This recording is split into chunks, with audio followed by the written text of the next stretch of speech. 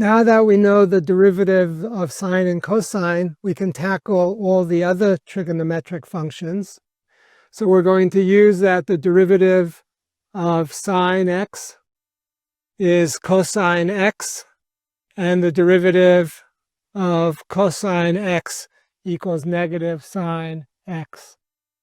The other trig functions that we want are going to be the tangent of x, which is sine x over cosine x, the cotangent of x, which is cosine x over sine x, the secant of x,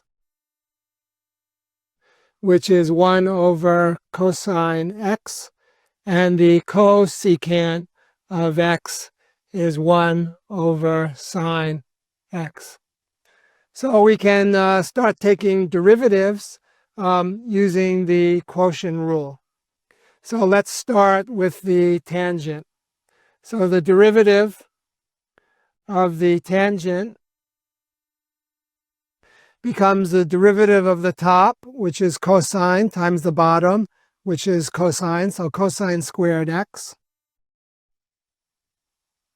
minus the top, sine, times the derivative of the bottom. The derivative of cosine is minus sine, so it's minus sine squared x, which is plus sine squared x, over the bottom squared, cosine squared x. So cosine squared plus sine squared is 1, so that's just 1 over cosine squared x. And 1 over cosine x is just the secant, so this is the secant squared x. So the derivative of the tangent is the secant squared. Okay, let's keep going. The derivative of the cotangent, so d dx, cotangent of x, is the derivative of the top, which is minus sine x, times the bottom, which is sine x, so minus sine squared x,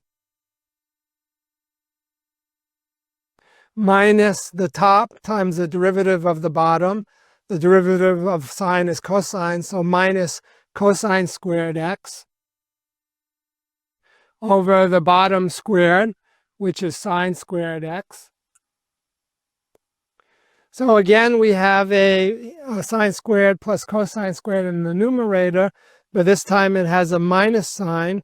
We have a 1 over sine squared in the denominator, which is a cosecant squared. So this becomes negative cosecant squared x. Okay? So the derivative of cotangent x is the negative of the cosecant squared x. So that handles tangent and cotangent. Now let's look at secant. So the derivative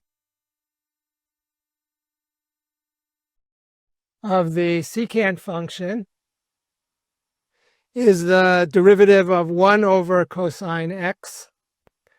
So we can use the quotient rule. The derivative of the top times the bottom.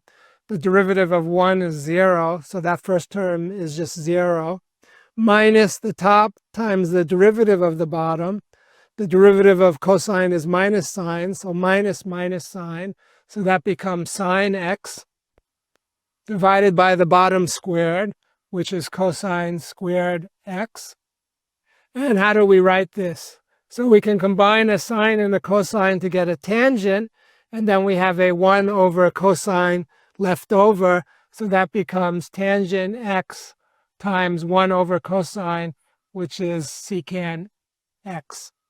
So the derivative with respect to x of secant x is equal to the tangent x times the secant of x. Okay, one more to do. So the derivative with respect to x of the cosecant of x is equal to, so the cosecant is 1 over sine x. So again, the derivative of the top is 0. So it's minus the top times the derivative of the bottom. So we end up with a minus cosine x in the numerator, and that divided by the bottom squared, which would be sine squared x. We have a negative sign. We have a cosine over sine, which is not the tangent, but it's the cotangent. So we have the cotangent of x, and then we have a leftover 1 over sine, which is not the secant, but it's the cosecant. So cosecant x. Okay? So that's all of them.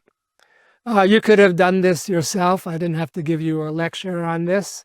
But all we're doing then is we're using the derivative of the sine is the cosine. The derivative of the cosine is the minus sine. We have the definitions of all of these trigonometric functions, and then we just apply the quotient rule. Do you memorize this? I don't. I think maybe the only one that I would have a chance of memorizing is that the derivative of the tangent is equal to the secant squared. All the other ones, you can memorize it if you're good at memorizing. If you're not, then you just either rederive it or you look it up in the lecture notes. I'm Jeff Chasnoff. Thanks for watching, and I'll see you in the next video.